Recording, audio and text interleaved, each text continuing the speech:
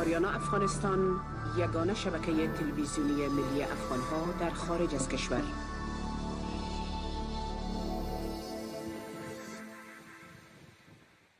توانا بود ارکی دانا بود، ز دانش دل پیر برنا بود.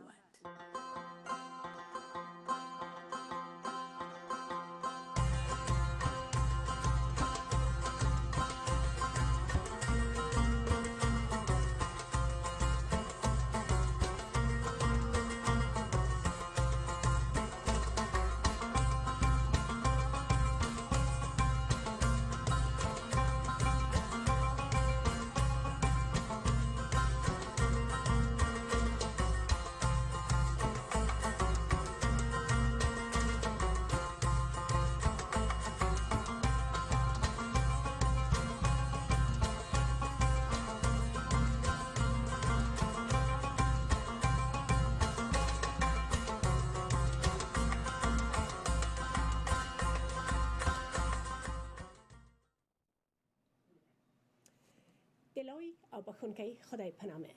گران و قدرمن دوستانو، سلام علیکم. هیله د چرو خوشحال هوارام سی او د نن ورځې د پوهنې رڼا د خبرونه ډیر ښه راغلاست. زه مریم اسماعیل ارسلایم او دا خبرونه تاسو ته د آریانا افغانستان د نړیوالې شبکې څخه وړاندې کوم.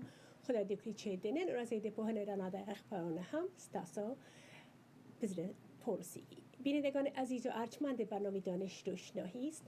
با آرزوی صحت و سلامت شما برنامه امروز آغاز می کنیم. امیدوار هستم شاد و صحتمند باشین و هفته خوش و پرثمره را در هر گوشه و کنار جهان که هستین با عزیزانتان با صحت و سلامتی و خوشی سپری کرده باشین. و باز هم خوشحال هستم که در برابر شما عزیزان قرار دارم.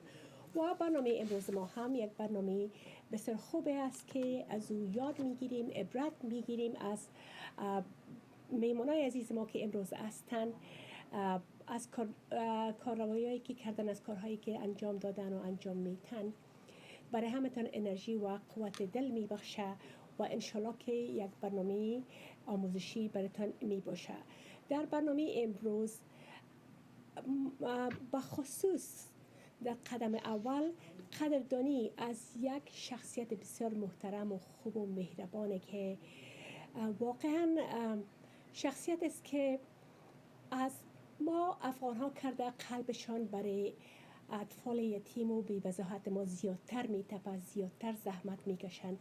و در طول این 10 سالی که من خودم امرشان همکاری کم و بیشی دارم میبینم که اینا چقدر یک انسان هستن که از وقت خود، از وقت فامیل خود، از پول شخصی خود که سالانه $10,000 از پول شخصی خود برای خودکفا ساختن اطفال یتیم ما در داخل کشور ما در افغانستان اینا زحمت میکشن. بسیار همیشه به فکرشان هستن که یک واقعا جای قابل قدردانی است. و برای ما یک نمونه و رول مدل خوب هستند که اینا وقتی که یک افغان نیستن و ما مسلمان نیستن و اینا امرای ما شما چنین همکاری میکنه، یک انسان خوب هستن، یک انسان دلسوز و با شخصیت و مهربان که در رأس مؤسسه اطفال یتیم یا International Orphan Care و IUC قرار دارن و اینا زحمات بسیار زیاد را میکشن. واقعا که کارهای انسانیشان، کارهای بشر دوستیشان از حد و اندازه زیاد است که اصلا زبان از قادر به یاد کردن تمام صفات و زحمات زنا نیست. و باید که یک قدردانی بهتر از اینا به عمل بیاید. اما به خاطر شیوع کرونا ما برای فعلا اتفاق میکنیم که از طریق برنامه امروز اونا را قدردانی کنیم و شما دوستان عزیز ارجمند با اونا آشنایی بسیار زیاده دارین. و آقای مایک وپال که رئیس مؤسسه اطفال یتیم و یا International Orphan Care هستند و اینا در سابق شاروال و یا شهردار و یا میر شهر لگونا نگل در اورنج کانتی کالیفرنیا بودن که یک شهر بسیار یعنی بزرگ و مرفه است. و بعدا اینا تصمیم گرفتن که کارهای خیریه و بشر دوستانه کنن و خوشبختی برای ماست که اینا انتخاب کردن که با مؤسسه اطفال یتیم همکاری کنند که البته در مورد مؤسسه اطفال یتیم معلومات کافی دارین که شاید در قسمت تعلیم و تربیت یا ایژوکیشن و مکتب ووکیشنل سکول یا مکتب فنی که در جلال آباد داریم و اونجا دو شفت مختلف دخترها و پسرها میرن درس میخوانن. درس البته کارهای تکنیکی یاد میگیرن با وجودی که اونا با مکتب پابلیک سکول یا مکتب دولتی میرن درس میخوانن و بعد از وقت میاین مثلا خیاطی یا دخترها یاد میگیره، بچه‌ها کارهای تکنیکی یاد میگیرن و همشون زبان انگلیسی و کامپیوتر یاد میگیرن. ولی در برنامه امروز چون در بخش ها معلومات کافی دارین، در برنامه امروز قدردانی از آقای مایک وپال میکنیم و همچنان دو همکار جدید ما که در بخش های جدید IUC اونا ما را همکاری میکنند در او بخش ها هم صحبت میکنیم که البته یکی از همکاران ما آقای دکتر صاحب یما عباسی هستند که اونا در رأس humanitarian help یا کمک های بشردوستانه و کارهایش بررسی میکنن. دکتر یما عباسی مدرک لیسانس خود در رشته بایوکیمستری از استیت یونیورسیتی نیویورک در سال 1992 به دست آوردن و بعدا در سال 1999 مدرک دکترا را در رشته مولکولار بیولوژی از یونیورسیتی آف کالیفرنیا سانتا باربارا به دست آوردن و برای دکتر عباسی برای به دست آوردن مدرک موافق دکترا با برنهم انستیتیوت فور کانسر ریسرچ پیوستند و با پژوهش دوباره درک اساسی ژنتیک مولکولی سرطان و انتشار آن پرداختند. نتایج پژوهش‌های دکتر عباسی در چندین مجلات کارشناسی که شناخت بین المللی دارد چاپ شده است. بعد از تمام کردن درجه موافق دکترا، دکتر عباسی شروع به کار در کمپانی‌های بایوفارما نمودند تا بتوانند درمان‌های هدفمند برای سرطان و دواهای شخصی برای کنسر را ایجاد کنند. دکتر عباسی درخواست 10 ثبت اختراع یا پتنت صادر شده را دارد و نویسنده اضافه از 30 پژوهش‌های انتشار شده می باشد. دکتر عباسی فعلا مصروف توسعه و ایجاد روش‌های جدید برای ساختمان‌های سلول‌های ایمنی در برابر سرطان دربونی می باشند و اینا در مورد کارهای بشردوستانه و کمک‌های وینتر درایو که با همکاران ما که یکی از اشخاص که بسیار در قسمت فعال بودن ندا جان علومی بودن، در قسمت برای دکتر صاحب عباسی اینا بسیار همکاری کردن. البته شروع ایجاد شده فنیزینگ های را به پا انداختن ندا جان علومی که واقعا قابل قدر است و همچنان در برنامه امروز یک قسمت مختصر برنامه امروز در مورد بخش دیگه پروگرام IUC که هلت کیر و یا کمک های صحی است که او را البته نسرین جان انصاری که در اون قسمت ما را همکاری میکنه، فقط یک معرفی مختصر پروگرام میکنن. باز نسرین جان انصاری را در آینده با خود می داشته باشیم که زیادتر صحبت کنن. نسرین جان انصاری که ریجنال اگزیکتیو دایرکتور IUC هستند و بچلر دیگری خود را از UC برکلی اخذ کردن و همچنان درجه ماستری را در رشته هلت کیر ادمنستریشن از ایندیپندنت یونیورسیتی اخذ کردن و نسرین جان اولین مؤسس انجمن محصلین افغان در پوانتون برکلی بودند و یک خانم بسیار فعال و جوان هستند که با وجود مصروفیت‌های خود واقعا کارهایی که برای هلت کیر و یا امور صحی در افغانستان اینا انجام دادن در وقت بسیار کم قابل قدر است. اما چون وقت برنامه گنجایش نمی‌کنم، شاید یک معرفی مختصر بر ما نسرین جان میدن و بعداً در برنامه‌های آینده امرشن مفصل در مورد فعالیت‌هایشان صحبت می‌کنیم. خب دوستای عزیز، امیدوار هستم که شما هم از مهمانان ما مخصوصاً استقبال خوب کنین و مخصوصاً از آقای مایک وپال که امروز این برنامه را اختصاص دادیم برای قدردانی از اونا و امیدوار هستم که شما هموطنان عزیز ما هم از اونا استقبال و قدردانی به عمل آورده بتونید و حال خوش آمدید میگیم با مهمانان عزیز و عالی قدر خود.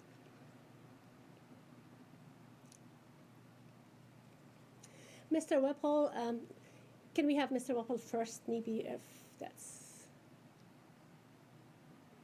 Hello. Hi, it's a great honor having you on today's show. You deserve Thank you. so My much pleasure. better. You deserve a lot of recognition, so much better appreciation, Mike. But due to COVID, for the time being, we wanted to recognize all your hard work, sacrifices, and dedication to help empower and educate our Afghan orphans and less fortunate kids and their families. You truly have a heart of gold. On behalf of the Afghan community, I want to thank you from the bottom of my heart. It's because of you that I myself and others have joined IOC, and we wanted to serve this wonderful organization. It's all because of you. So thank you so much for all that you do for IOC and for the orphans of Afghanistan and for empowering them. It's a great honor having you today. Thank you. It's my honor to be here. So, Mike, if you tell me, please, I know that IOC, I've already given background information about IOC, and I know IOC was established in 1993, but what year did you start joining IOC? How long have you been leading IOC? I became aware of IOC when I was introduced to the organization by an Afghan who was Would you a kindly member of- speak louder, please? Can you hear me all right now? Yes, I can now. I was introduced to IOC by an Afghan woman who was also a member of the Rotary Club that I was a member of. That was in the year 2000. We started trying to do a project with Rotary clubs in Pakistan, because at that time we were not able to do that in Afghanistan. Later, obviously, we had the 9/11 event, the invasion of Afghanistan, the fall of the Taliban regime, and we had a great outpouring of support from Americans who were learning about, as I were learning about Afghanistan and the difficulties that the people of Afghanistan had endured. I became a member of the board about the year 2000, so I've been involved for about 20 years. In 2004, we reorganized and I was appointed as chairman, president of the organization, and I've been leading the organization since. Our primary focus has been, as you mentioned, education of orphans and the children of poor families, the dispossessed, the minorities, the people who are returning from Pakistan or Iran, people who are displaced from their villages and come into the cities. We work closely with the various ministries. Currently, our primary project is in Jalalabad. It's a vocational school. Right. So, Mike, if you don't mind, tell us what keeps you motivated and what keeps you going for so many years. Before you start answering, I just have to make another announcement. دوستان عزیز ارجمند، البته فیسبوک لایف هم هستیم. ما متاسفانه که ما تا هنوز نتونستیم که در صفحات مختلف شریک بسازم برنامه را. در عین صحبت مهمان گرامی ما این کار میکنم. امیدوارم که شما بازیگوشی تلقی نکنین که ما البته با تلفنم میخوایم که بعضی با صفحات مختلف برنامه را هم شریک بسازم. و اگر شما دوستای عزیز هم لطف کنین و شما هم در صفحاتتون برنامه را شریک بسازین، خوشحال میشم. All right, Mr. Wappel, sorry for interruption. No problem. What keeps me going is with the new technologies that we have. It used to be I could visit Afghanistan. I made several visits. In the last 5 years, it's been difficult. This last year, it's been impossible. But with technology, I'm able to visit the school through Skype or Zoom and to talk with the students, particularly the students in our English classes. So it's very inspirational to talk to them. The students that we have that are easiest for me to reach are the ones that have their morning classes on, say, Monday morning, which would be Sunday evening, my time. And those classes are primarily female English students, and also the students from the Iman Bukhari orphanage, the boys that come to our orphanage come to our school from the adjacent Iman Bukhari orphanage. Uh, and it's very, to me, it's very inspirational to hear their stories of the difficulties that they've had, the challenges that they have, but that the positive aspirational goals that they have. The girls usually tell me they want to be a teacher or a doctor. A few of them have said they want to go into business. They want to have their own business. So it's very inspirational to have the ability to talk to them and to listen to them talk about what are concerns to them and how they aspire to achieve. They always talk about how they want to help Afghanistan. They want to help the people of Afghanistan when they leave school and begin to their working life. So that's what keeps me inspired. Oh, that's wonderful. Thank you so much for everything you're doing for us.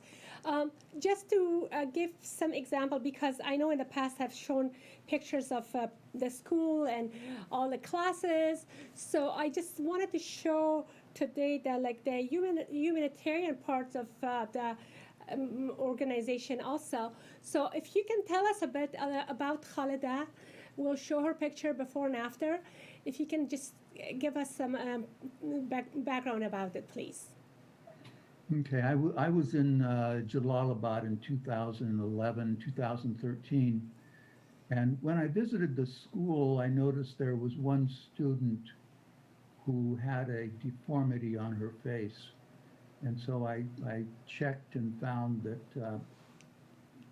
that she had neurofibromatosa type 1 disorder, which is a genetic disease that cannot be cured, but it can be treated with surgery in the United States. And so when I left, I started a process to find out how we could provide that.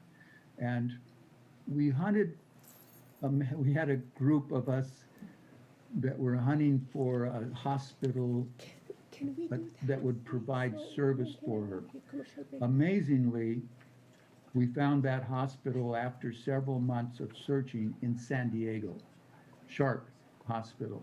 And we found an organization that was focused on providing surgical care for children like Khalida. And so then we began a process to try to get her to come to the United States, because the hospital had agreed and the organization had agreed to pay all of her medical expenses. We were fortunate that I was able to meet with the embassy in Kabul, and they told me about the application using humanitarian parole. They indicated that a visa would be difficult, but humanitarian parole is approved by the embassy, and if we went that way, they would see that it was approved. So we were able to bring her here. We had an escort from Kabul to the United States, and we met her. We had a host family that would host her here. We had several board members that were very much involved in working with her. She had her surgery. She came in 2015, 2016, she had surgery. 2017, she returned to Afghanistan. So and she currently, when she returned, we provided her education through our vocational school. We also assigned her a job. Subsequently, she was able to get employment with Mercy Corps, which is a international charity that she's working with now in Jalalabad. We also educated her brother and sister. Her brother is working as a tailor and doing very well. So the family, when I found them, the family was living in a very difficult housing situation. It was unsuitable. So with the support of many people here in the United States, we were able to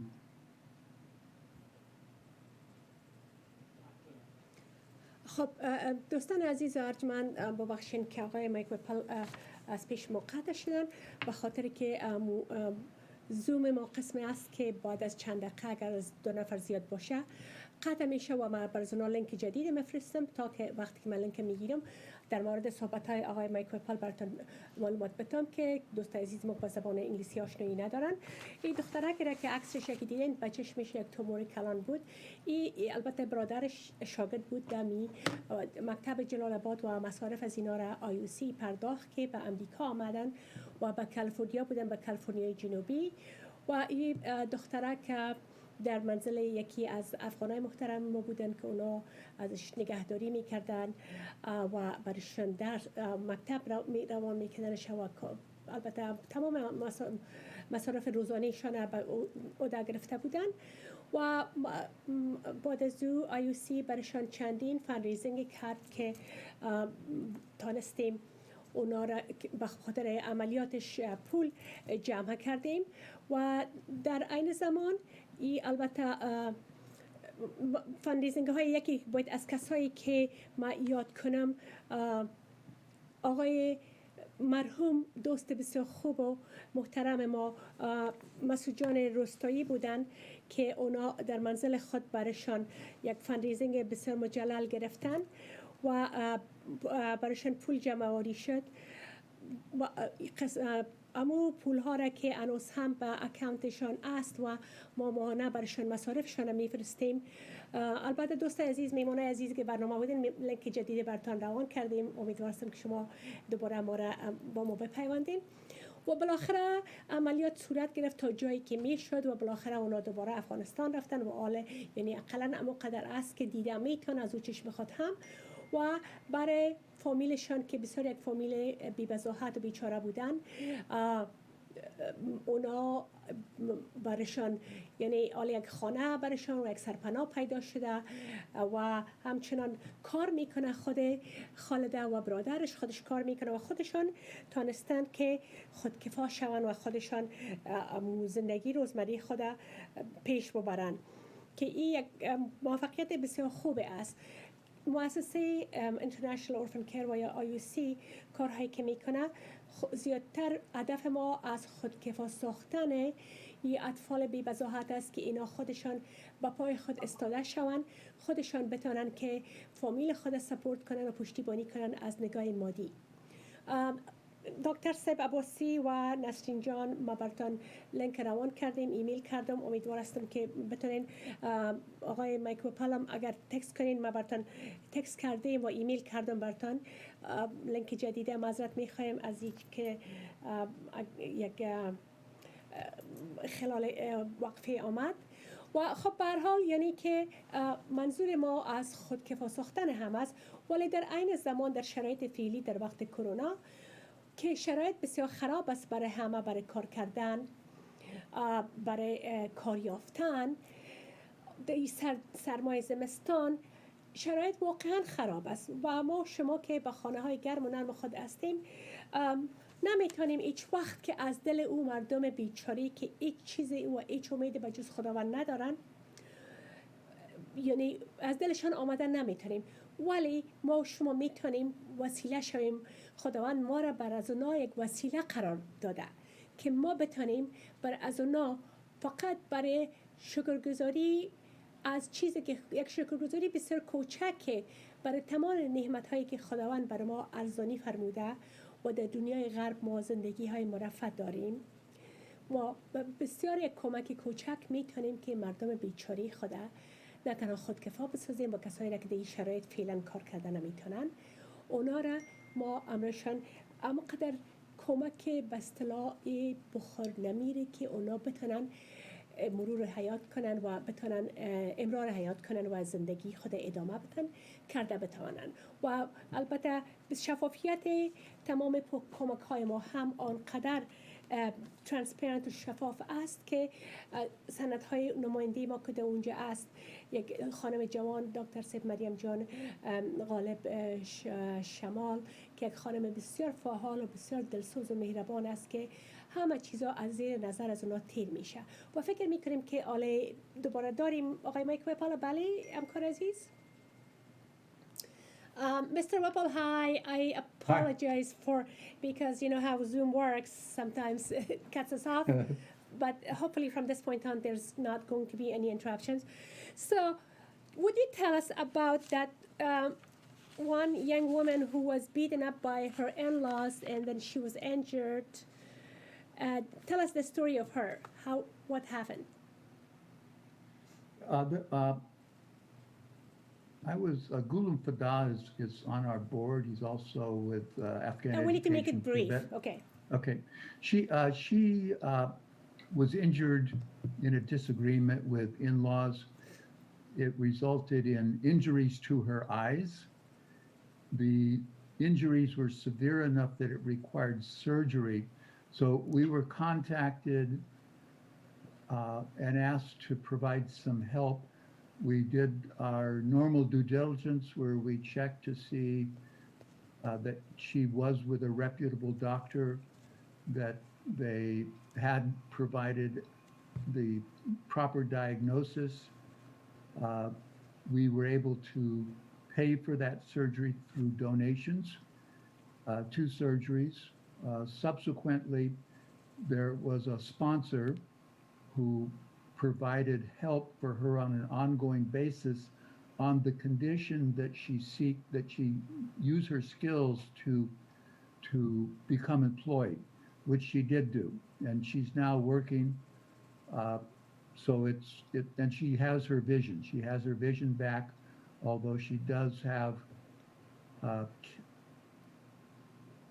lenses that were replaced, like cataracts. So she is now doing very well. That's wonderful. Thank you so much. So we'll have you with us.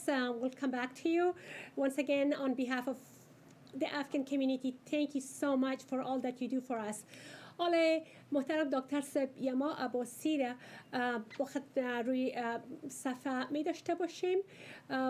اگر آقای دکتر سب عباسی لطف کنین در مورد کارهایی را که شما بررسی می کنین humanitarian help و یا کارهای بشر دوستانه صحبت میکنین و از همکار عزیزم خواهش میکنم در عین صحبت های دکتر سب بعد از اینکه صحبت کنن امروز ما عکس ها را هم نشان بدین. دکتر سب عباسی سلام به شما. سلام علیکم مریم جان.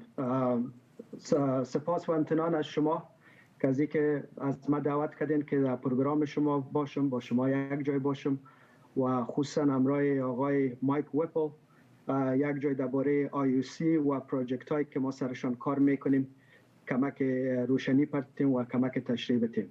یک جهان تشکر از شما و سلام های گرم خدا به بینندگان شما میرسانم. بسیار تشکر دکتر سیب عباسی. واقعا در وقت کمی که شما امای IUC پیوستین، شما و همکارای ما لیلا جان وزیری، ندا جان علومی و دیگه دوستا قدر نسرین جان انصاری پیشرفت و یعنی قدر یک امپروومنت، یک قدم بسیار مثبت خوب و نیکی بوده. بسیار خوشحال هستیم که شما هم با IUC پیوستین. لطف کنین دکتر سیب عباسی در مورد امی وینتر درایو که ندا جان علومی صدب کرده بود شما هم همکاری کردین معلومات بتین و همکارم عکس‌ها هم در این صحبت شما نشان میده. مریم جان، طوری که شما گفتین شرایط در افغانستان به اندازه خراب است یک تنها مسئله کووید 19 نیست، بلکه مسئله امی خود سکیوریتی است، گرسنگی است، گشنگی است. دیگه ما و همکارای ما همیشه ما شرایط در افغانستان بسیار از نزدیک ما تعقیب میکنیم.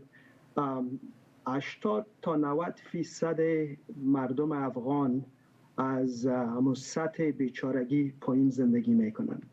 دیگه اگر ما شما نفوس افغانستان در مد نظر بگیریم که شاید 33 میلیون مردم باشه، یعنی مانا میته که 30 میلیون هموطن ما شما از سطح بیچارگی یا پایین زندگی میکنن، یعنی یا کماییشان $1 تا $2 روزی است و به $1 یا $2 روزی که یا فامیل خود یا بتونن که حمایت کنن و سپورت کنن بسیار بسیار مشکل است. دیگه از امو خاطر ما میخواستیم که یک پروژکت را پیش بگیریم به نام وینتر درایو که ما بتونیم بر از این فامیلا یک کمک برسانیم. و این پروژکت ما البته نگفتن امانه که این خودم شخصا فعلا یک عضو آیو سیستم و من قسمت انسانی و بشری آیو سی را ما پیش میبرم. دیگه ما با کمک همکاران خود شده که هیچ کار یک نفر هیچ امکان نداره که کل کار خودشان بتونه کرده. با همکاری ندا جان علومی، لیلا جان وزیری، انجینیر صاحب غلام فدا، البته شخص محترم مایک ویپل و تمام اشخاصی که همراه آیوسی کار میکنن، ما می پروژکت وینتر درایو ما شروع کردیم. و شروع پروژکت ها البته وقت میخواه، چرا که یک چالش کلان از این همیست که ما باید پیسه جمع کنیم. بله. و ما بسیار جای خوشی است برای ما که ما در یک کمیونیتی زندگی میکنیم که هموطنان عزیز ما انوزام اما قلبشان به افغانستان است و فکر هموطن خود هستند. دیگه با کمک دونرای ما، با کمک هموطنان عزیز ما تانستیم که تقریبا $15,000 ما جمع کنیم و در سطح اول ما در ایرات، در جلال آباد و در کابل سرجم 1.5 فامیل ما تانستیم که کمک کنیم و برای هر فامیل ما پکیجای دادیم که تقریبا 2 ماه همی خرچ از یاد از زمستان میشه که در او کمپل هم است، مواد خوریدگی هم است و البته زغال سنگ که خود گرم نگاه کنن. دیگه بر از این مردم به حساب ما که میگیم آب حیات است و اینمی کمک ها را ما شروع کردیم. و البته بطور کمک کردن در افغانستان چالنجش اینمی است که ما چطوری کمک ها را به بسیار امطور درست و روشن ما میتونیم که هم از این پروسه، یعنی در انگلیسی ترانسپرنت میگه، ما چطوری کمک ها را به بسیار امطور ترانسپرنسی میتونیم کرد. دیگه ما بسیار جای خوشی است که ما امرای یک اشخاص دیگه کار کردیم که و در قسمت کووید 19 درایو پیش از ما کار کرده بودن و یک پروسس بسیار امطور صحیح و بسیط و امطور ترانسپرنت داشتن که یک اشخاص ما باید نام بگیرم که قاسم جان ترین، مسعود جان ستاری، مسعود جان سروری و البته خود انجینیر صاحب غلام فدا دیگه هم شامل بودن. و ببخشید یک لحظه ما بیشتر متوجه نشدم. انجینیر صاحب فدا هم از اونا واقعا که اظهار امتنان میکنیم با نمایندگی تمام اعضای بورد اف دایرکتور که اونا هم آنقدر از روزی که با آیوسی پیوستن با شما و همکارای جدید ما یک تغییر بسیار زیاده با آیوسی آمدن. بفرمایید. ادامه بدین لطفاً. دیگه در کووید 19 درایو تقریبا $120,000 جمع شد و ما تقریبا تونستیم که 2,000 فامیل کمک کنیم و البته او پیش از اینکه ما خودم شخصا با آیوسی بیایم و کمک ها شده بود و او از طریق خود آیوسی و کمک ها پیش رفت. دیگه امو پروسس ما امپلمنت کردیم دمی وینتر درایو ما که بسیار باید همه چیز بازم گفتم باید بسیار روشن باشه. بله. مثلا از مرچنت ها که ما نرخ امی نان و غذا و یاره که میگیریم باید چند قسم چند دانه باید کد بگیریم و پیسه که ترانسفر میشه برشان و بسیار همونطور رقم صحیح و درست باید باشه تا نیست که ما پیسه را به کس دیگه بدیم که او بر از این مرچنت ها روان کنه. ما پیسه را برشان راستن روان میکنیم به بانک اکانتشان که هر چقدر به می پروسس روشن باشه اما بهتر است. چقدر خوب. با خاطر که گفتین من بسیار خوشم آمدی، من از چیز نمیفهمیدم چون دوش بخش ما کار نمیکنم. چقدر واقعا بر از اینکه من پول از یک دست به دیگر دست که میرسه تا آخر از گاو غدودش نمیرسه و این کاری که شما میکنین واقعا بسیار خوب و مؤثر است برای اینکه در جایگاهش میرسه و بسیار شفافیت. بله.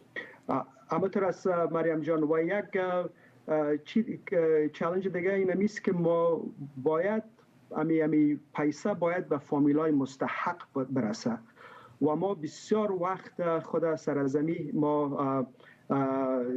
به حساب سپند میکنیم که می فامیلایی که راستی مستحق هستند واره انتخاب کنیم و لیستی که ما میگیریم باید اون لیست وریفای شود. یکی از دوستای ما قاسم جان ترین همیشه میگه که هم تراست میکنیم مگم داین وقت هم وریفای میکنیم. بله. بسیار مهم است. اگه مثلا IOC این فامیلا رو انتخاب میکنه باید یک ارگانیزیشن دیگه باشه. بله. که بازوا علیده این فامیلا را باید وریفای کنن. بله. و که همی کمک براستی به کسی که مستحق است به ما برسه. واقعا بسیار خوب. بسیار زیاد تشکر آقای دکتر صاحب عباسی. و خب آله شما دوباره با شما برمیگردیم و از به خاطر نمیخوایم که نسرین جان انصاری هم خود نخواسته خسته شوند یا نپ نگیرن خوابشان نبرن. نسرین جان بله. نسرین جان عزیز خوش آمدین. نسرین جان که البته معرفیشان کردم و اونا ریجنال اگزیکیتیو دایرکتور IOC هستند که یک خانم بسیار فعال هستند که اونا هم در پروژه کووید 19 برای مدیکال سپلایز بسیار زحمت کشیدن. ما در می امروزشن یک مصاحبه در اون مورد داشتم و خوشحال هستیم که اونا هم با IOC پیوستن و در بخش هلت کیر اونا همکار ما هستن. و نسرین جان لطف کنین خوش آمدین. سلام مریم جان، هلو مایک، دکتر یما جان و بیننده های پروگرام شما. خدا کنه مگی دارای ساعت باشین، انشالله مگی از گزند کرونا دور باشین. معذرت بسیار میخوایم که کمره ویدیو اینجا کار نمیتونه و شما را نمیتونم ببینم، ولی میتونم که دکتر یما جان و مایک از این طرف بر ما معلوم میشه و شما را دیده نمیتونم و فکر میکنم که فکر میکنم شما مرا دیده نمیتونیم. بخیر متاسفانه چون وقت کم است ما کوشش میکنم که یک ذره سریعتر گپ بزنم و در این زمان چون شما را عکس هایتان دیده نمیتونیم ولی یک تعداد عکس های از مدیکال سپلایز که فرستادین و در خلال صحبت های شما و عکس ها را میبینیم که بیننده های ما ببینه. باز قسمی که گفتم شما را امروز یک برنامه وسیع تر می داشته باشیم. بفرمایید. یک جان تشکر مریم جان و تشکر از اینکه ما را امروز وقت دادین که با شما باشیم، با هموطنان گرامی باشیم اینجا. واقعا طوری که یما جان گفت جای افتخار است که ما امروز شما و باقی مانده اعضای IOC همکاری میکنم و کارهایی که ما پیش میبریم طور که دکتر یما جان گفتن پیشتر که واقعا بدون همکاری مردم مهربان و دلسوز ما این کمک ها یعنی جای نمیره که باید یادآوری شده و یک جان سپاس از تمامی که همکاری میکنن و با فنریزر ما که کارهای را ما بتانیم به افغانستان انجام بدیم. چندین پروگرام که هست که من از وقتی که آمدم پیش بردم.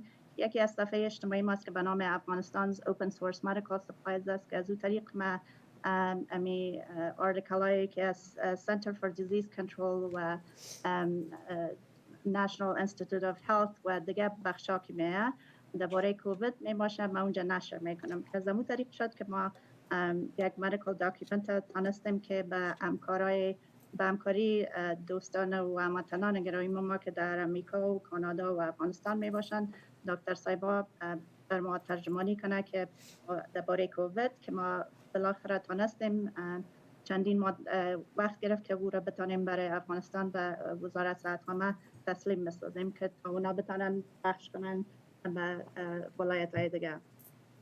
و بزرگترین کاری که مثلا از این وقتی که کووید شروع شد یک مسئله اکسیژن به نظر ما یعنی پیش افتاد که دکتر مریم جان شمال غالب که کنتری دایرکتور ماست همراه از اونا ما بسیار با ما این نزدیکی کار میکنیم که ما یعنی از طریق واتساپ شاید چندین بار ما صحبت کنیم درباره مسئله سی افغانستان که اونا به افشا کردن که مسئله اکسیژن یک وقتی که کووید شروع شد بسیار یک مسئله بزرگ بود که هموطنان ما خصوصا که دکتر یماجان پیشتر گفتن بسیاری مردم ما در سقف below poverty line به اصطلاح زندگی میکنن و شفاخانه ازشان خواهش کرده بودن که خودشان اما اکسیژن بلون خودن برای مریضای خودن میسر بسازن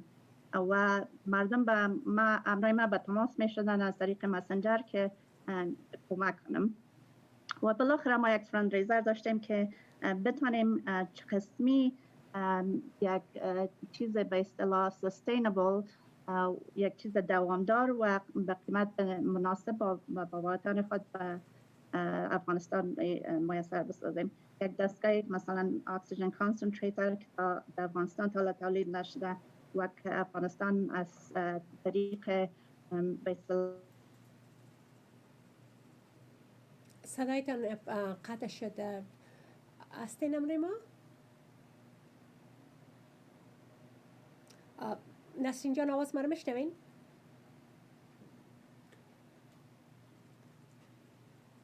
خب اولی اگر دوباره با دکتر سب یما جان عباسی و با آقای مایک ویپل یک جا شویم که آیا زوم قطع شد و یا زوم است؟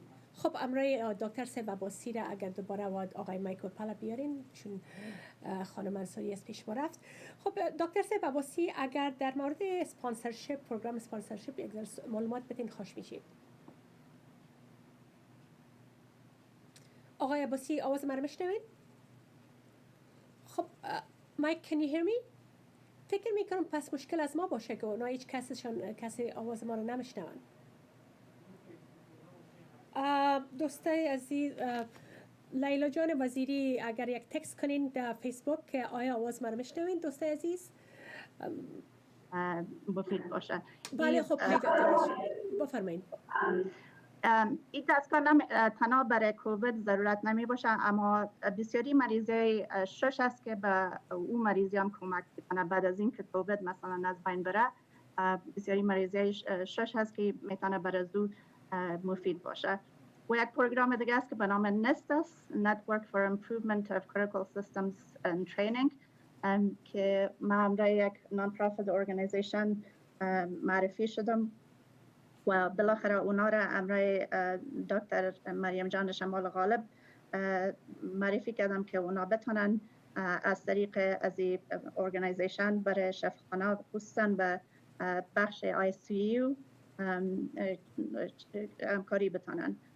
حالا فعلا امو پروگرام در وزیر اکبر خان است در جلال آباد ریجنال هاسپیتال و شفاخانه علی جنا ما کوشش داریم که در دیگه شفاخانه به زودی به هیرات و به دیگه شفاخانه امو پروگرام چی شود. بسیار تشکر. بسیار از معلومات خوبتان بسیار تشکر نسرین جان. در آینده شما را حتما باز با خود می داشته باشیم. بسیار از زحماتتان بسیار تشکر از پشتکارتان و از اینکه به اون یک عشق و علاقه همیشه ایمیل هایتون میایه و راپورایتون میایه واقعا که بر ما انرژی میبخشین.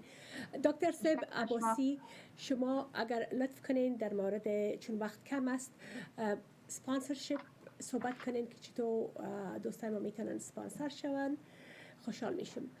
دکتر سیب عباسی آواز من میشنوین؟ بله بله میشنوم.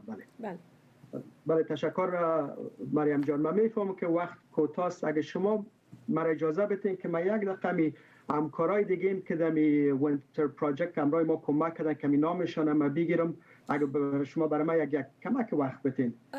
مربوط من نیست، من مربوط همکار ماست.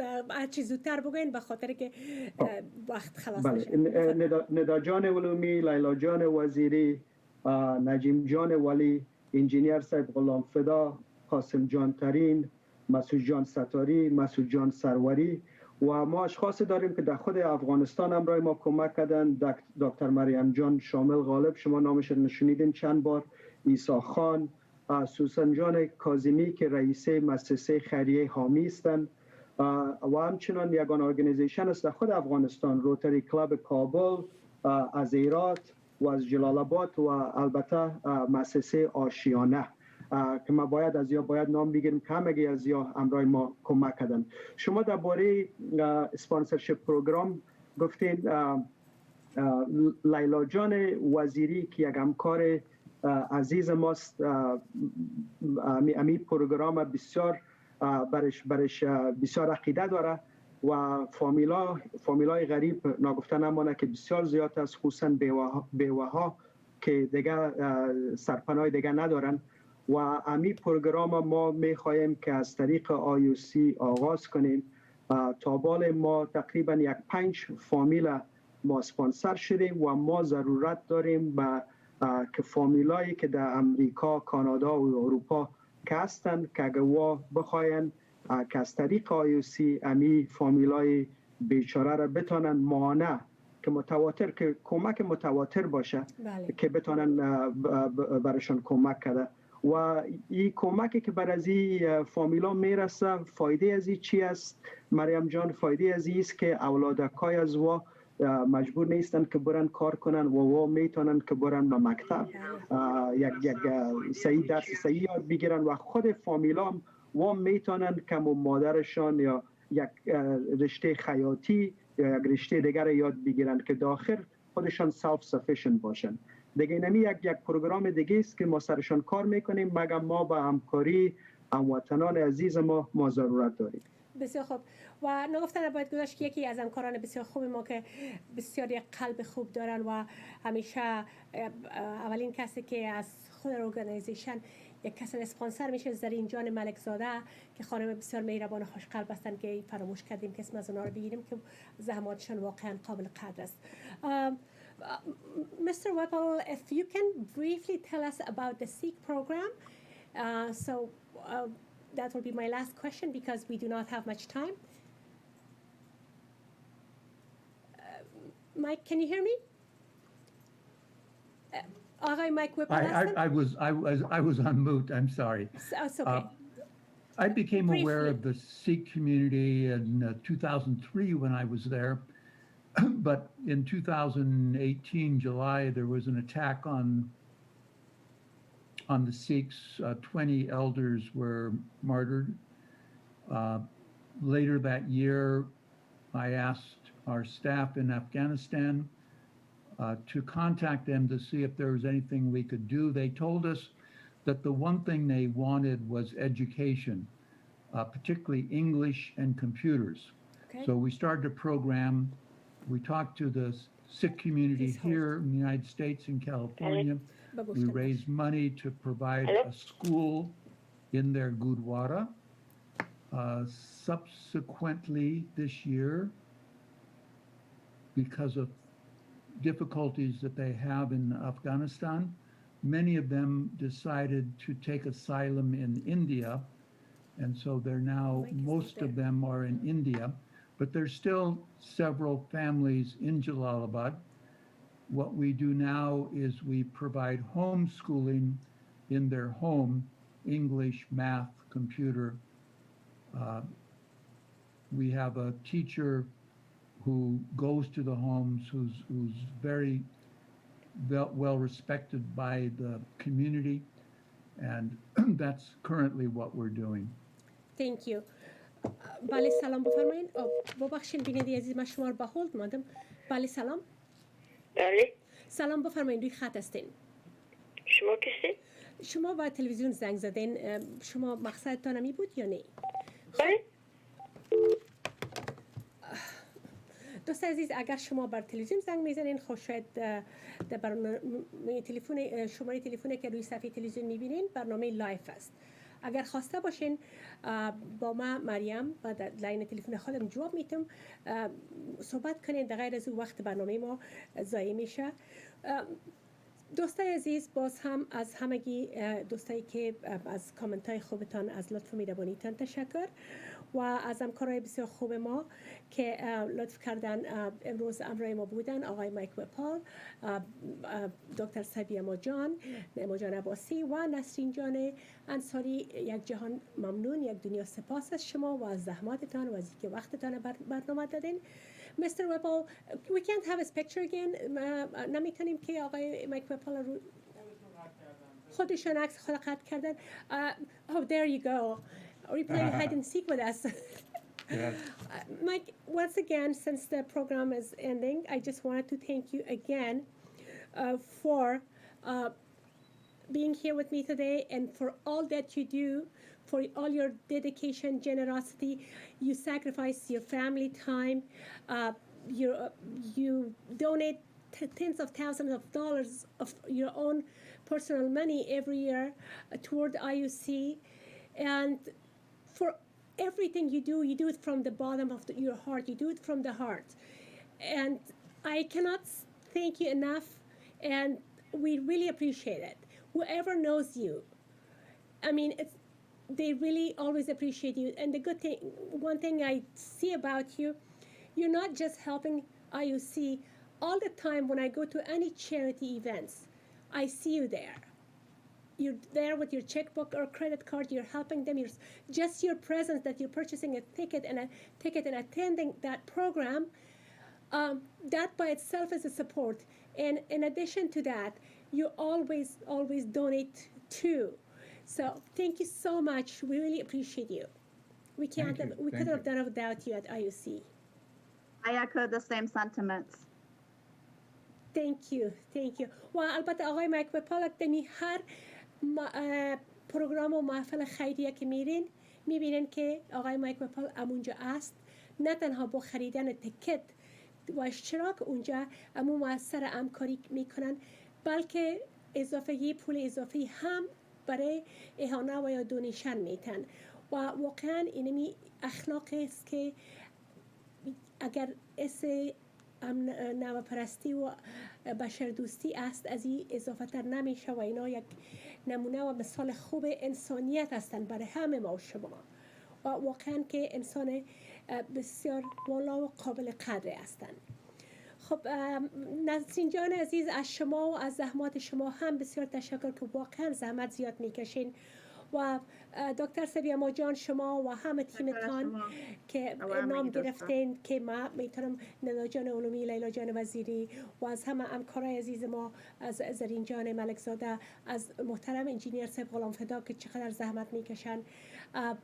از همه تان ممنون و سپاسگزار که شما همیشه از وقت فامیلی خود میگذارین و برای اطفال یتیم و بی بزاحت ما و برای فامیل هایشان زحمت میکشین. بسیار تشکر از همتان. تشکر، جای افتخار است بر من. تشکر. خداحافظ از شما.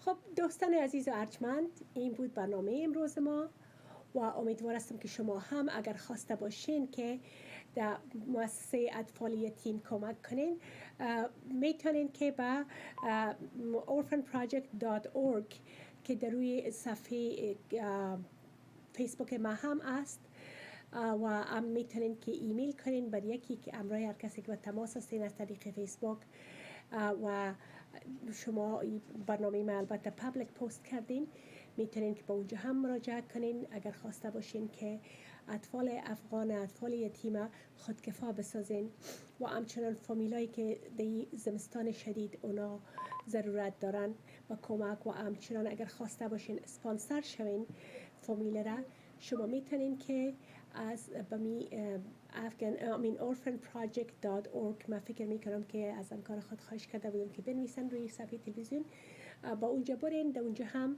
میتونین که راسن دونیت کنین و به صفحه ندا جان علومی که صفحه فیسبوکشان به نام ندا NEDA ندا OK با اونجا هم که برین ندا جان همیشه هر سه شنبه و همچنان فاندریزینگ های کوچک را ارگانایز میکنن و در غیر از او هم همیشه پروگرام های بسیار خوب فاندریزینگ با صفحه فیسبوک خود ارگانایز میکنن که میتونین از او طریق هم کمک کنین.